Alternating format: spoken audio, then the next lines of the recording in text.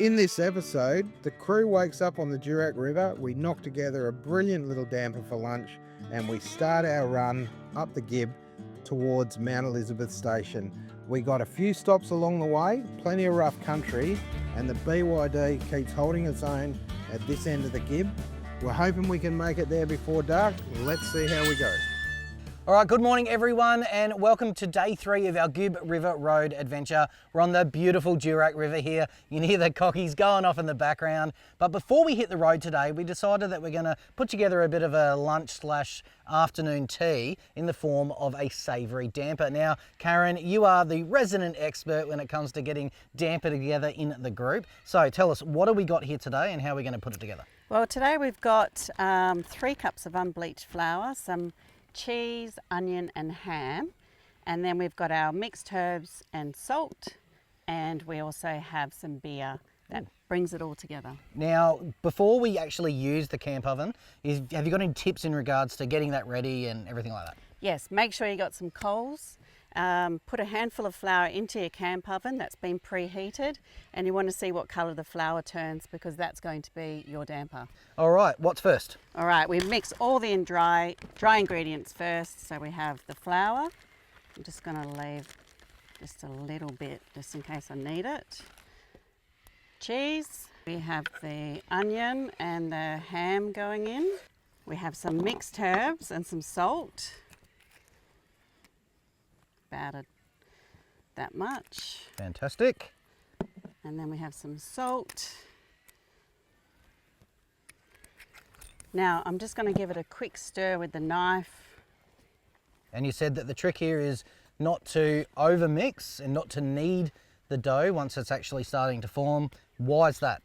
Otherwise you end up with a really hard, chewy damper, and we just want it to be nice and light. A little bit lighter, a little bit airy. Okay, so that's how you make sure it doesn't come out hard as a rock. That's right. Don't need damper at all. Just use a knife. So I've mixed all the dry ingredients. Now I'm going to put some beer in.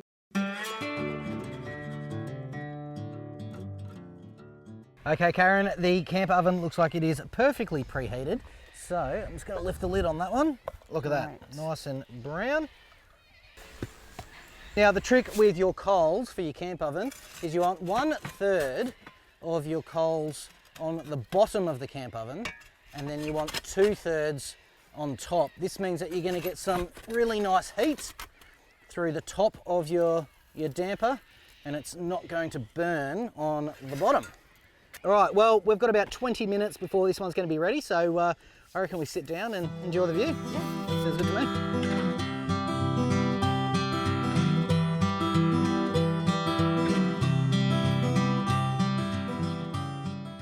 Okay, Tony, it's been 30 minutes. Look at that, that is perfect. I reckon that is going to be absolutely sensational later on. So how about we get that out of the camp oven, finish packing up, and we're going to hit the road and go and find just a water hole somewhere or somewhere by the river where we can have some lunch. When you're doing tracks like this, it's most notable on the long straight corrugated sections. The Gibbs corrugations, they're big. They don't just shake a car, they shake your confidence. And a lot of drivers, they just can't keep going and they slow down to a crawl. The BYD's weight distribution and low center of gravity actually helps the track beautifully, and it does a great job over the big corrugations. It must be the big battery giving it a nice settled firm feel on the road. The traction control systems certainly haven't been fighting it either. They've stayed quiet, which usually means the wheels are doing their job and they don't need too much intervention. Well, look what we have found here, Dave. Now, we've done about 120 Ks since leaving camp, and I tell you what, we're about a week out of school holidays, and those corrugations are absolutely bone rattling, and we've come across someone that's come a bit of a mischief, mate. Well, these corrugations ultimately take their toll, but there's 3 out of the 5 wheel studs sheared there, so it's game over for these guys for the time being. Now there is a few tips that you can actually have regarding, you know, your suspension setup, but also your tyre pressures when it comes down these heavy duty corrugated roads. First off, drop your tyre pressures down a little bit. You know, you're gonna have to gauge that depending on how heavy the corrugations are. But the other thing is every kind of half an hour or so, jump out and just feel what your suspension's like. If it's too hot to touch, then you need to drop your pressures down a bit more, and you probably need to slow down a little bit, because you do a shock absorber and that's pretty much game over. Yeah, it's a really uncomfortable ride home with a blown shock, so it's good to keep an eye on your suspension when it's working overtime like this. That's right. Now, we're not too far away from our lunchtime stop, and that damper is getting ready to be eaten, mate, so I reckon we jump back in the rigs. All right, let's hit the road. Range is always a big question mark out here, but the BYD's held up pretty well. The corrugations usually increase fuel consumption, but we're not seeing it here. The car's doing a great job, and the fuel economy stayed very constant throughout this part of the trip.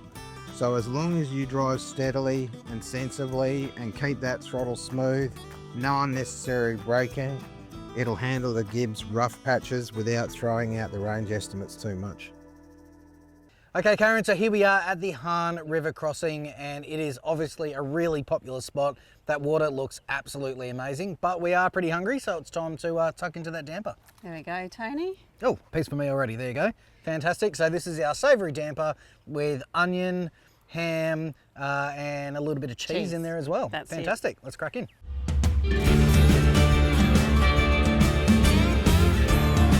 That was a great little pit stop there, Dave. Bit of damper, and one of the best things about the Gibb is you can always find a bit of a watering hole somewhere along the way to cool off. As I said before, the BYD has been a bit of a surprise packet on the Gibb.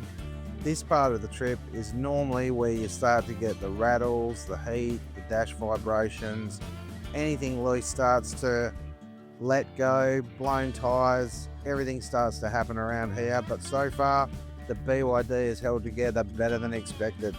The suspension's coping with the chop, and while you can definitely feel these corrugations hammering at the car, it's no worse than any other vehicle that I've ever been through here before.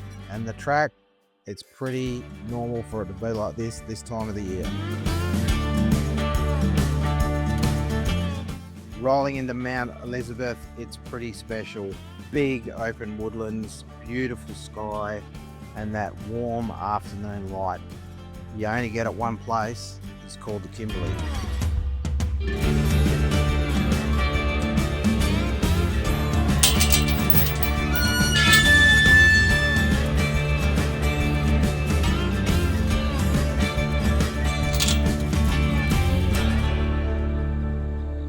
Righto team, so we've made it all the way through to Mount Elizabeth Station, and this place is absolutely stunning, but we are losing the light, so we're going to show you around the station in the morning. It's been a huge day full of corrugations and beautiful water crossings as well. We've got a great dinner coming up tonight, but we better set up camp because we are losing that light. We'll see you in the morning.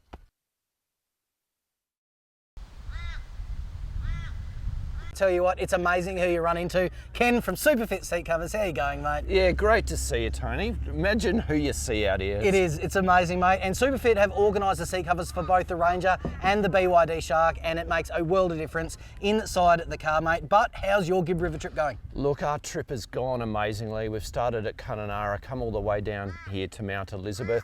The Defender is going amazingly. So for everyone out there, it's done all the hard tracks, no issues. So very happy with it. That's outstanding. And where are you off to next? So from here, off to the Manning Gorge to enjoy that wonderful campsite there and a few days of relaxation. There you go. I bet that's going to be beautiful. Now, before we hit the road, I'm going to take you over to see the homestead here at Mount Elizabeth Station. So join me and we'll have a look there.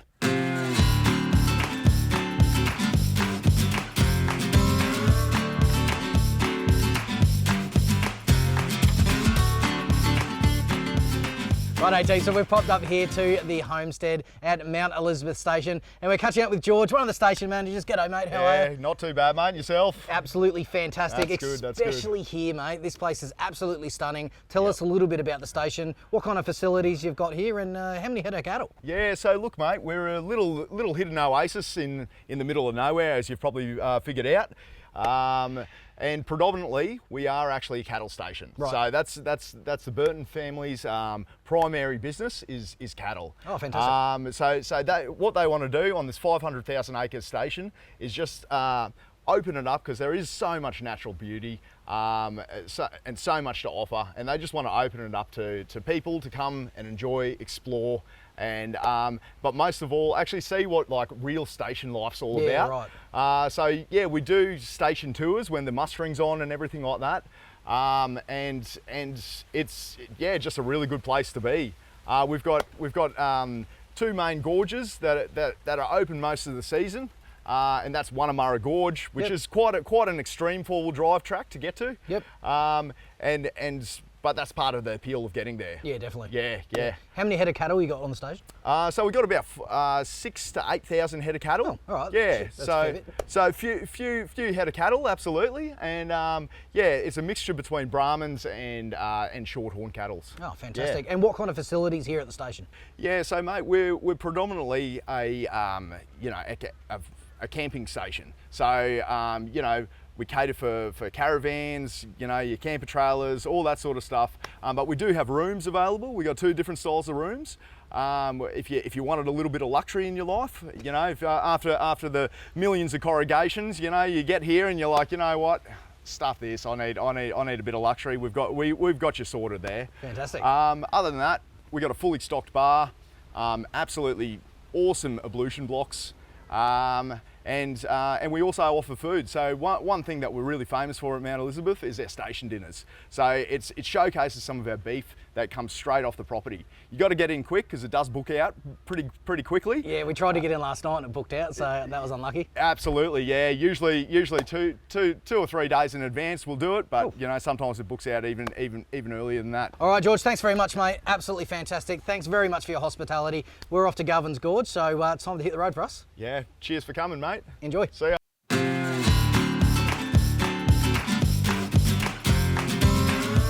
Next week, we're headed to Mount Hart, the final leg of the trip. Will the BYD make it through in one piece? Tons of river crossings, lots of action. Find out next week, and don't forget to subscribe.